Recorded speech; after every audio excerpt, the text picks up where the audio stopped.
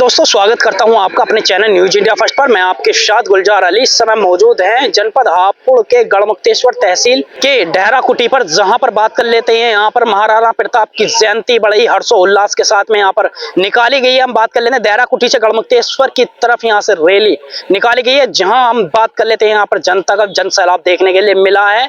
तो वहीं हम बात कर लेते हैं यहाँ पर विशाल भंडारे का भी आयोजन यहाँ पर किया जा रहा है, जो एडवोकेट सुधीर चौहान जी के तरफ से यहाँ पर विशाल भंडारे का आयोजन किया जा रहा है। वो इन सब चीजों को जानने का प्रयास करेंगे कि विशाल भंडारे का मुख्य उद्देश्य क्या रहा।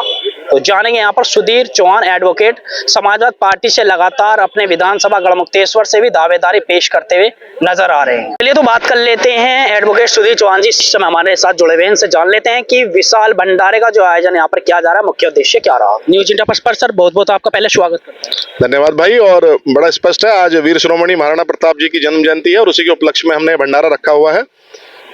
और ये एक भंडारा करना, झांकी निकालना या कोई कार्यक्रम करना, ये एक श्रद्धांजलि के रूप में होते हैं, क्योंकि वो पूरे देश की धरोहर रहे, पूरे राष्ट्र की धरोहर महाराणा प्रताप, जिनका नाम ही अपने आप में एक जोश भरने वाला है। पूरा जीवन पर्यंत उनकी वीरता के किस्से सुनकर प्रत्येक बच्चा बड़ा होता है और ऐसा करने का, अपने देश के लिए मर मिटने का एक जो जज्बा पैदा करता है।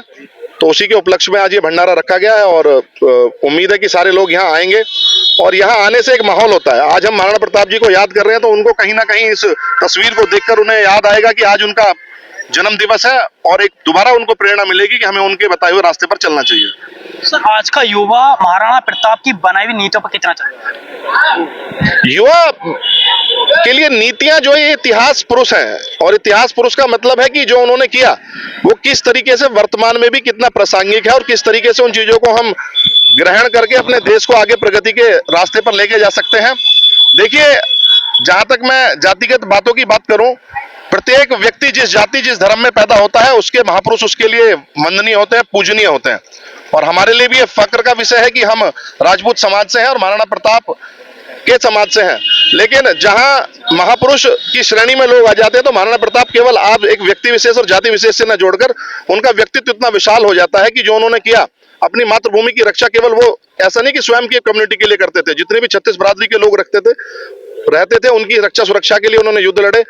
और उनकी वीरता का भाव, उनके अंदर समर्पण, गलत के सामने ना करने की स्थिति, वो सारी ऐसी चीजें हैं जो आज भी हमें युवा को एक शिक्षा देती हैं कि चाहे चीजें कितनी भी हमारी स्थितियां प्रतिकूल हो, चाहे हमारे किसी भी जीवन में, चाहे आप पढ़ाई कर रहे हैं, चाहे राजनीतिक जीवन में है, चाहे आप सामाजिक जीवन में है, प्रतिकूल परिस्थिति के सामने कभी घुटने ना टेकना, यही उनके जीवन का मुझे लगता है कि गलत के विरुद्ध आवाज उठाना और गलत से लड़ जाना उनके जीवन का यही एक आत्मसात करता हूं और यही उनसे प्रेरणा भी है। और दूसरी बात, स्थितियां कितनी भी विकट हो जाएं, आपके पास सेना ना बचे, हाथी ना बचे, घोड़े ना बचे, संसाधन ना बचे, और अगर खाने के लिए अनाज भी ना बचे तो आप घास की रोटी खाएं, लेकिन अपने विचारों के साथ समझौता ना करें। ये सबसे बड़ी सीख मेरे जीवन में मैंने उनसे ली है। सर, जैसे कि आज महाराणा प्रताप की जयंती पर आज के युवाओं को क्या कुछ संदेश देना चाहते हैं? संदेश ये देना चाहते हैं कि जैसे सभी लोगों को उनके चलने की कुवत, क्योंकि जो राजशाही, जो राजा शब्द हुआ करता था, राजा शब्द का स्पष्ट संदेश था कि जितने भी लोग उसकी टेरिटरी में, पेरिफेरी में रहते थे, उनके राज्य में रहते थे, उनका भरण पोषण, उनकी सुरक्षा, उनका शिक्षा चिकित्सा का सारा भार और उनकी खुशहाली का सारा भार राजा के ऊपर हुआ करता था। वर्तमान में लोकतंत्र है, कहीं ना कहीं एक नाम बदला है, लेकिन वही श्रेणी जो कर राजा लिया करते थे आज इनकम टैक्स के रूप में सरकारें लेती हैं। और राजा भी, मैं कहता हूं कि राजशाही भी एक वेलफेयर स्टेट था और सरकार भी, government is a welfare state, ऐसा बोला जाता है। और गवर्नमेंट के पास जो चीजें होती हैं, रिसोर्सेज जो होते हैं, अल्टीमेटली लोगों द्वारा पैदा करे चीजों को हमें से लेकर हम ही को देने की प्रक्रिया है। तो मुझे युवा से बस एक ही बात कहनी है कि वो चीजों को समझे और सही डायरेक्शन में समझे, और ये समझे कि आज की मेरी वर्तमान की एक्टिविटी मेरे भविष्य पे क्या इंपैक्ट डाल सकती है। और मैं दोबारा वही 3 शब्द करूंगा कि लोकतंत्र में रह रहे हैं तो लोकतंत्र के पिलरों को समझने की बहुत ज्यादा जरूरत है।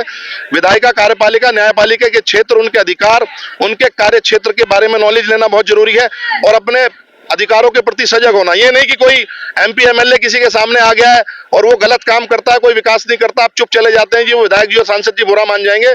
मुझे लगता है कि एक प्रश्न पूछने की क्षमता जो यूथ में कम हो रही है, ये प्रश्न पूछने की क्षमता यूथ के अंदर निकल के आनी चाहिए। जो भी आदमी है जिस पोस्ट पे बैठाया हुआ है, अनटिल अनलेस वो कोई प्राइवेट लिमिटेड काम नहीं करता, आप उसमें इंटरवीन नहीं कर सकते, वो आपको उसका पर्सनल डोमेन का काम है। लेकिन सामाजिक और राजनीतिक क्षेत्र में जितने लोग काम करते हैं, युवाओं से एक बात कहूंगा कि उनसे प्रश्न पूछें, उन्होंने क्या परिवर्तन, आपके 5 साल की एक प्रक्रिया होती है वोट देने की और आपके नेता चुनने की, 5 साल में वो कितना परिवर्तन आपके लिए कर पाए हैं, उनसे पूछें और उसके एनालिसिस के आधार पर आगे की रणनीति तय करें। ये नहीं कि एक फैशन है, फैशन में आप कोई सरकार बनाते चले जाएं, कोई नेता चुनते चले जाएं, क्योंकि 5 साल का अधिकार इसलिए दिया गया है कि कहीं ना कहीं आपको रिवर्ट करना पड़ेगा, चेक बैलेंस करानी पड़ेगी और फिर उनको रिव्यू करना पड़ेगा। देखिए इस समय क्या आज के युवाओं को एडवोकेट सुधीर चौहान जी ने क्या यहाँ पर जो है संदेश दिया है, और हम बात कर लेते हैं कि सुधीर चौहान एडवोकेट लगातार सभी समुदाय के बीच एक सबका साथ सबका विकास का संदेश देते हुए नजर आ रहे हैं। अभी के लिए इतना ही, दीजिए इजाजत। गुलजार अली के साथ सहयोगी शिव आजाद।